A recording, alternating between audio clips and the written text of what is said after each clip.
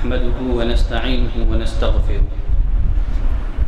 ونعوذ بالله من شرور أنفسنا ومن سيئات أعمالنا من يهده الله فلا مضل له ومن يضلله فلا هادي له وأشهد أن لا إله إلا الله وحده لا شريك له وأشهد أن محمدا عبده ورسوله يا أيها الذين آمنوا اتقوا الله حق تقاته ولا تموتن إلا وأنتم مسلمون يا أيها الناس اتقوا ربكم الذي خلقكم من نفس واحدة وخلق منها زوجها وبث منهما رجالا كثيرا ونساء واتقوا الله الذي تساءلون به والأرحام إن الله كان عليكم رقيبا يا أيها الذين آمنوا اتقوا الله وقولوا قولا سديدا يصلح لكم أعمالكم ويغفر لكم ذنوبكم ومن يطع الله ورسوله فقد فاز فوزا عظيما أما بعد فإن أصدق الحديث كتاب الله وأحسن الهدي هدي محمد صلى الله عليه وسلم وشر الأمور محدثاتها وكل محدثة بدعة وكل بدعة ضلالة وكل ضلالة في النار. ہر قسم کی تعریف، بزرگی، بڑائی اللہ وحدہ لا شریک کے لیے لائق اور زیبا ہے، جو اس پوری کائنات کا خالق، جو اس پوری کائنات کا مالک اور ہماری ہر قسم کی عبادتوں کا حقیقی مستحق و حقدار ہے۔ اللہ کی رحمتوں اور برکتوں کا نزول ہو اس دنیا میں بھیجے گئے فردن فردن سارے ہی انبیاء اکرام پر، خصوصیت کے ساتھ ہمارے اور آپ کے آخری نبی امام المرسلین رحمت للعالمین جناب محمد صلی اللہ علیہ وسلم پر۔ برادران اسلام، عزیز دوستوں، کبیرہ گناہوں میں سب سے بڑا گناہ شرک ہے۔ کتاب اور سنت میں سب سے زیادہ اسی کی مذمت بیان ہوئی ہے۔ اللہ نے قرآن مجید میں شرک کو ظلم عظیم سے تعبیر کیا ہے، فرمایا ان الشرک لظلم عظیم، یقیناً شرک بہت بڑا ظلم ہے۔ شرک کی بنیادی دو قسمیں ہیں۔ نمبر ایک، شرک اکبر، بڑا شرک، جو امور اللہ کے لیے خاص ہیں، جو اللہ کے ساتھ خاص ہیں، ان میں کسی اور کو اس کا شریک بنانا، ان میں کسی اور کو اس کا ہمسر بنانا، یہ بڑا شرک کہلاتا ہے۔ اگر بڑا شرک کرنے والا توبے کے بغیر مر جائے تو اس کی ساری نیکیاں ضائع ہو جائیں گی، اس کی ساری نیکیاں برباد ہو جائیں گی، وہ ہمیشہ جہنم میں رہے گا، کبھی جہنم سے نکالا نہیں جائے گا۔ اللہ نے فرمایا انہ من یشرک باللہ فقد حرم اللہ علیہ الجنہ، یقیناً جو اللہ کے ساتھ کسی اور کو شریک بناتا ہے، اللہ نے اس پر جنت حرام کر دی ہے، اس کا ٹھکانہ جہنم ہے، ظالموں کو کوئی مددگار نہیں ہے۔ شرک کی ایک دوسری قسم ہے، اس کو شرک اصغر، چھوٹا شرک کہا جاتا ہے۔ چھوٹا شرک نام ہے ان اسباب اور ذرائع کا جو بڑے شرک تک لے جانے والے ہیں، جو بڑے شرک تک پہنچانے والے ہیں۔ ایک دفعہ نبی کریم صلی اللہ علیہ وسلم نے خطبہ دیتے ہوئے ارشاد فرمایا یا ایھا الناس اتقوا ھذا الشرک فإنہ اخفی من دبیب النمل، اے لوگوں شرک سے بچنے کی کوشش کرو، اس لیے کہ شرک یہ چونٹی کی آہٹ، چونٹی کی چال سے بھی زیادہ پوشیدہ ہے۔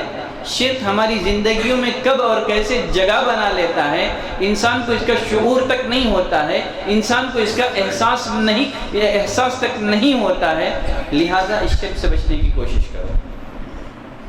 ایک صحابی نے عرض کیا اللہ کے رسول، جب شرک کا معاملہ اتنا پوشیدہ ہے، اتنا مخفی ہے، تو پھر ہم شرک سے اپنے آپ کو کیسے بچائیں؟ نبی کریم صلی اللہ علیہ وسلم نے فرمایا اس دعا کا اہتمام کر کے، اس دعا کو پڑھ کر اللہم انا نعوذ بک من ان نشرک بک شیئا نعلمہ ونستغفرک لما لا نعلم. اے پروردگارہ، ہم تیری اس بات سے پناہ طلب کرتے ہیں کہ جانتے بوجھتے تیرے ساتھ کسی کو شریک ٹھہرائیں. انجانے میں اگر ہم سے شرک سرزد ہو جائے، غیر شعوری طور پر کوئی ایسا جملہ ادا ہو جائے، کوئی ایسا سنٹنس ہماری زبان سے ادا ہو جائے جو شرک کی قبیل سے ہو، اللہ معاف کر. تو آپ سے فرمائیں اس دعا کا اہتمام کرو، اس دعا کا التزام کرو. اگر غیر شعوری طور پر ہمارے زبانوں سے کوئی ایسے جملے ادا ہو گئے ہوں یا کوئی ایسا کام ہم نے کر دیا ہو جو شرک کی قبیل سے ہو، اللہ اس دعا کی برکت سے ہمارے شرک کو معاف کر دے گا. شرک سے بچنے کے لیے شرک کی پہچان بھی ضروری ہے. جب تک آدمی کو شرک کی پہچان نہ ہوگی، شرک سے بچنا اس کے لیے ممکن نہیں ہوگا. اسی لیے اہل علم نے کہا جس انسان کو شرک کی پہچان نہیں ہے، در حقیقت اسے توحید کی پہچان بھی نہیں ہے. اس لیے کہ الاشیاء تعرف بازدادها، چیزوں کو ان کی ضد سے پہچانا جاتا ہے. آپ رات کو صحیح معنوں میں اسی وقت جان سکیں گے جب آپ کو دن کی معرفت ہو. چیزوں کو ان کی ضد سے پہچانا جاتا ہے. جس کو توحید، جس کو شرک کا علم نہیں ہے، اسے توحید کا علم بھی نہیں ہے. حذیفہ بن یمان رضی اللہ تعالیٰ عنہ فرماتے ہیں کان الناس یسألون رسول اللہ صلی اللہ علیہ وسلم عن الخیر وکنت اسألہ عن الشر مخافۃ ان یدرکنی. لوگ نبی کریم صلی اللہ علیہ وسلم سے خیر کے بارے میں سوال کرتے تھے، نیکی کے بارے میں سوال کرتے تھے، لیکن میں نبی کریم صلی اللہ علیہ وسلم سے شر کے بارے میں، برائی کے بارے میں سوال کرتا تھا، اس خدشے سے، اس ڈر سے کہیں میں اس برائی میں مبتلا نہ ہو جاؤں. جہاں توحید کی پہچان ضروری ہے، توحید کی معرفت ضروری ہے، اسی طرح شرک کی پہچان بھی ہمارے لیے ضروری ہے. آج کے خطبہ جمعہ میں چھوٹا شرک، اس کی بعض صورتوں کا، اس کی بعض شکلوں کا جو ہمارے معاشرے میں رائج ہیں ان کا تذکرہ کروں گا. اس لیے کہ چھوٹا شرک یہ بڑے شرک تک پہنچانے والا ہے.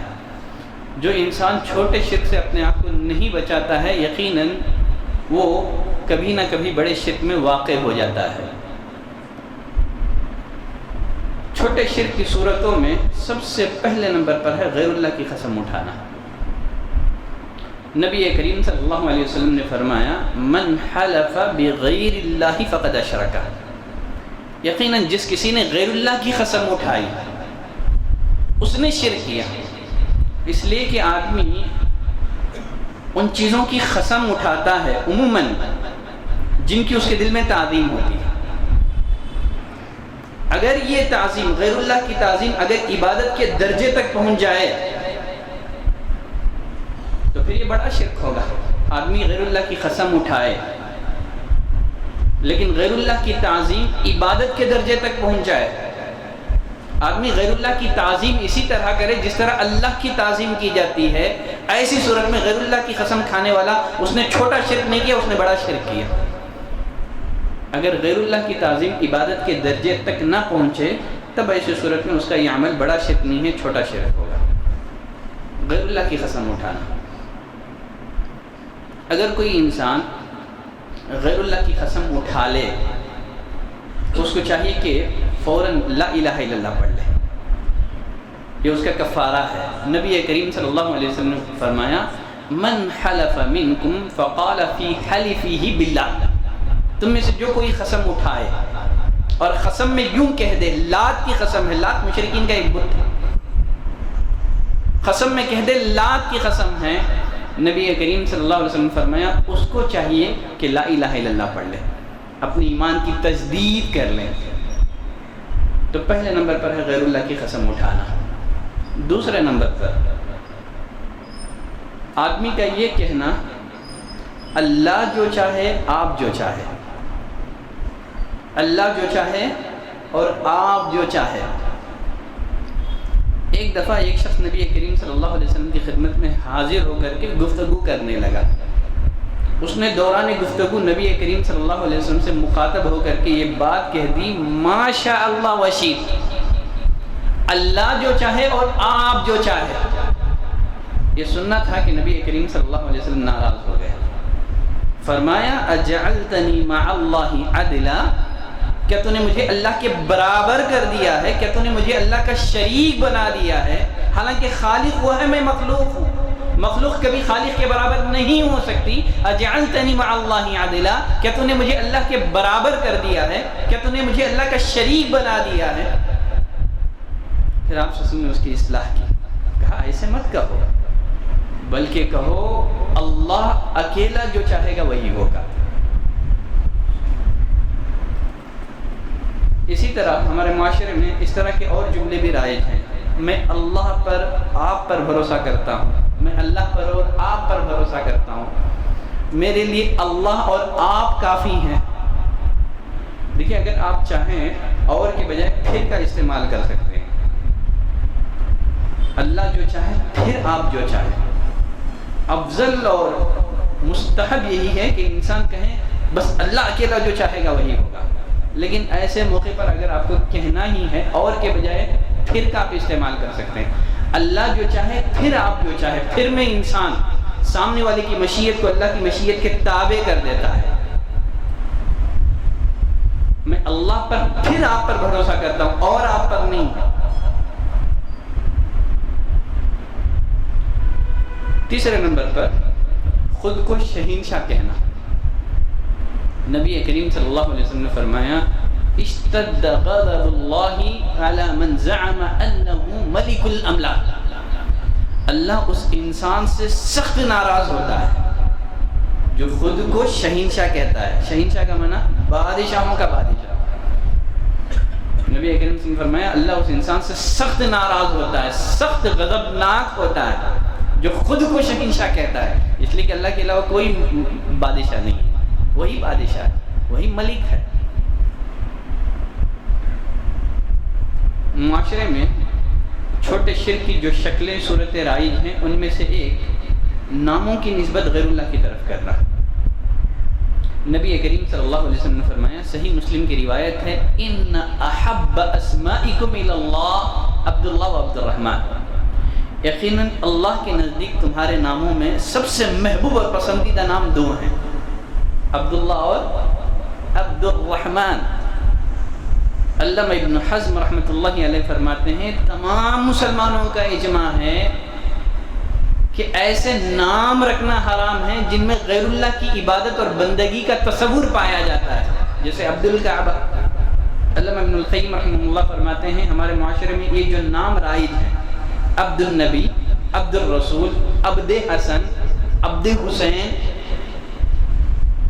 ناموں کی نسبت غیر اللہ کی طرف کرنا، یہ سب حرام ہے جن میں غیر اللہ کی عبادت کا مفہوم پایا جاتا ہو، جن میں غیر اللہ کی عبادت کا تصور پایا جاتا ہو، ایسے سارے نام حرام ہیں، یہ سب شرک کی قبیل سے ہیں۔ چھوٹے شرک کی جو صورت جو شکل ہمارے معاشرے میں رائج ہے ان میں سے ایک یہ کہنا کہ فلاں ستارے کی وجہ سے بارش ہوئی ہے۔ اللہ نے ستاروں کو 3 فائدوں کے لیے پیدا کیا ہے۔ ستاروں کا سب سے پہلا فائدہ ہے آسمان دنیا کی زینت۔ دوسرا فائدہ وَجَعَلْنَاهَا رُجُومًا لِلشَّيَاطِينِ، ہم نے ستاروں کو شیاطین کے مار بھگانے کا ذریعہ بنایا ہے۔ نبی کریم صلی اللہ علیہ وسلم کی بعثت سے قبل شیاطین آسمان دنیا کا رخ کرتے تھے، فرشتوں کے درمیان اللہ کا جو حکم گردش کر رہا ہوتا اس کو چراتے تھے، آ کر کے کاہن کو بتاتے تھے۔ اللہ نے فرمایا وَجَعَلْنَاهَا رُجُومًا لِلشَّيَاطِينِ، ہم نے ان ستاروں کو شیاطین کو مار بھگانے کا ذریعہ بنایا۔ ستاروں کی پیدائش کا تیسرا مقصد ہے خشکی اور تری میں راستہ معلوم کرنا، ڈائریکشن معلوم کرنا۔ یہ 3 بڑے فائدے ہیں جن کے لیے اللہ نے ستاروں کو پیدا کیا ہے۔ اگر کوئی آدمی ستاروں کی طرف ایسی بات منسوخ کرتا ہے، ایسا فائدہ منسوخ کرتا ہے جن کے لیے اللہ نے ستاروں کو پیدا نہیں کیا ہے، یہ سب شرک ہے۔ ایک دفعہ نبی کریم صلی اللہ علیہ وسلم نے صحابہ کو فجر کی نماز پڑھائی۔ جب آپ فجر کی صلاۃ سے فارغ ہوئے پوچھا هل تدرون ماذا قال ربكم، میرے صحابہ جانتے ہو تمہارے رب نے کیا بات کہی ہے؟ صحابہ نے کہا اللہ ورسولہ عالم، اللہ اور اس کے رسول بہتر جانتے ہیں۔ نبی کریم صلی اللہ علیہ وسلم نے فرمایا تمہارے رب نے یہ بات کہی ہے اصبح من عبادی مؤمن بی و کافر، آج صبح میرے بہت سارے بندے مومن ہو گئے، میرے بہت سارے بندے کافر ہو گئے۔ شام میں جو مومن تھے صبح میں کافر ہو گئے، میرے بہت سارے بندے آج صبح مومن ہو گئے، بہت سارے بندے کافر ہو گئے۔ یقیناً جس کسی نے کہا مطرنا بفضل اللہ ورحمتہ، ہم پر جو بارش ہوئی ہے یہ محض اللہ کا فضل ہے، اللہ کی رحمت سے یہ بارش ہوئی ہے، وہ مجھ پر ایمان لانے والا ہے، ستاروں سے کفر کرنے والا ہے۔ یقیناً جس کسی نے یہ بات کہہ دی مطرنا بنوع کذا و کذا، یہ جو بارش ہوئی ہے فلاں فلاں ستارے کی وجہ سے بارش ہوئی ہے، اس نے میرے ساتھ کفر کیا، ستاروں کے ساتھ اس نے ایمان لایا۔ تو ستاروں کی طرف ایسا فائدہ منسوب کرنا جس کو اللہ نے، جس کی خاطر اللہ نے ستاروں کو پیدا نہیں کیا ہے۔ اگر کوئی آدمی ستاروں سے بارش کا مطالبہ کرے، کسی ستارے سے مخاطب ہو کر کے کہے کہ بارش برسا دے، یہ تو بڑا کفر ہے۔ اگر کوئی آدمی دنیا میں رونما ہونے والے واقعات کے لیے، حادثات کے لیے ستاروں کو مؤثر جانتا ہے، یہ بھی بڑا شرک ہے۔ دنیا میں جو واقعات رونما ہوتے ہیں، جو حادثات رونما ہوتے ہیں، یہ واقعات ستارے کرواتے ہیں، یہ تو بڑا شرک ہے۔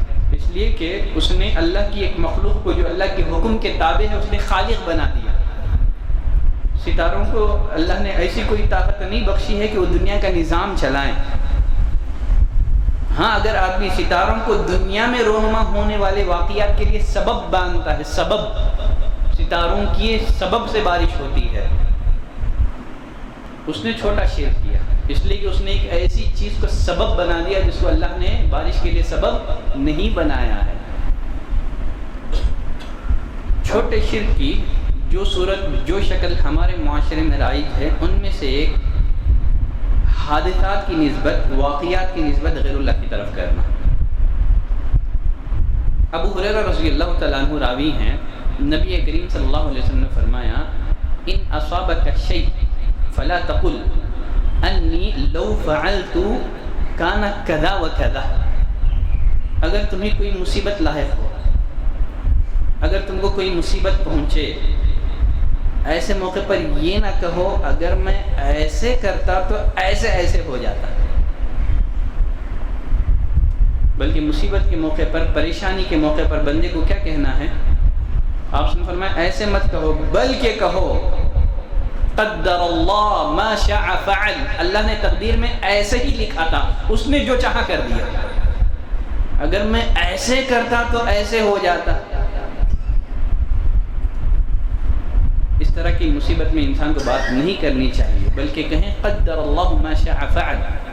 نبی کریم صلی اللہ علیہ وسلم فرمایا فَإِنَّ لَوْ تَفْتَحُ عَمَلَ الشَّيْطَانِ، یہ جو لو ہے کلمہ اگر مگر کی جو بات ہے، فَإِنَّ لَوْ، یہ جو لو کا کلمہ ہے، اگر کا کلمہ ہے، یہ شیطان کے لیے راستہ کھولتا ہے، یہ شیطان کے عمل کا راستہ کھولتا ہے۔ تو اگر مگر کی باتیں ہم کو نہیں کرنا ہے مصیبت کے موقع پر۔ ہاں اگر کا لفظ ہم کب استعمال کر سکتے ہیں؟ اگر انسان کسی بھلائی کی تمنا کر رہا ہے، نیکی کی آرزو کر رہا ہے، تب اگر کا استعمال جائز ہے۔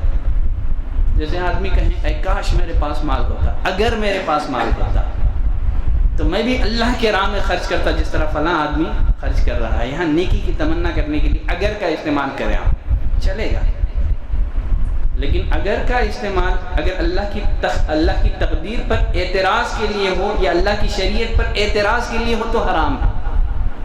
جیسے منافقین نے مسلمانوں سے کہا، اس لیے کہ جنگوں میں مسلمان شہید ہو گئے تھے، اگر یہ مسلمان ہمارے ساتھ ہوتے، لو کانوا معنا ما ماتوا وما قتلوا، یہ نہ مرتے نہ قتل کیے جاتے۔ یہ اللہ کی تقدیر پر اعتراض۔ اگر آدمی لو کا استعمال کر رہا ہے، اگر اللہ کی شریعت پر اعتراض ہے تو حرام ہے۔ اللہ کی تقدیر پر اعتراض ہے تو حرام ہے۔ ہاں کبھی کسی واقعے کی خبر دینے کے لیے اگر آدمی لو کا استعمال کریں تب جائز ہوگا۔ جیسے آدمی کہیں اے کاش میں فلاں درس میں جاتا تو ضرور میں استفادہ کرتا۔ کوئی پروگرام تھا، کہیں سے بڑے عالم آئے ہوئے تھے، لو حضرت الدرس لاستفدت، اے کاش میں بھی پروگرام میں جاتا تو میں بھی استفادہ کرتا۔ یہاں لو کا استعمال چلے گا، کسی خیر اور بھلائی کی چاہت کے لیے، تمنا کے لیے لو کا استعمال جائز ہے۔ لیکن کسی مصیبت میں، کسی پریشانی کا شکار ہو کر کے لو کی بات کرنا، اگر مگر کی بات کرنا، ایسے کرتا تو ایسے ہو جاتا، یہ سب چیزیں حرام ہیں۔ در حقیقت یہ اللہ کی تقدیر پر اعتراض ہے۔ مصیبت میں، پریشانی میں ایک بندے مومن کو چاہیے اگر مگر کی باتیں کرنے کے بجائے کہیں قدر اللہ نے تقدیر میں ایسے ہی لکھا تھا، ما شاء فعل، اس نے جو چاہا سو کر دیا۔ چھوٹے شرک کی اور بہت ساری شکلیں ہیں اور بہت ساری صورتیں ہیں، انشاءاللہ آنے والے خطبہ جمعہ میں ان کا تذکرہ کروں گا۔ آج کے لیے اتنی گفتگو کافی ہے۔ سبحانک اللہم و بحمدک، اشہد ان لا الہ الا انت، استغفرک و اتوب الیک۔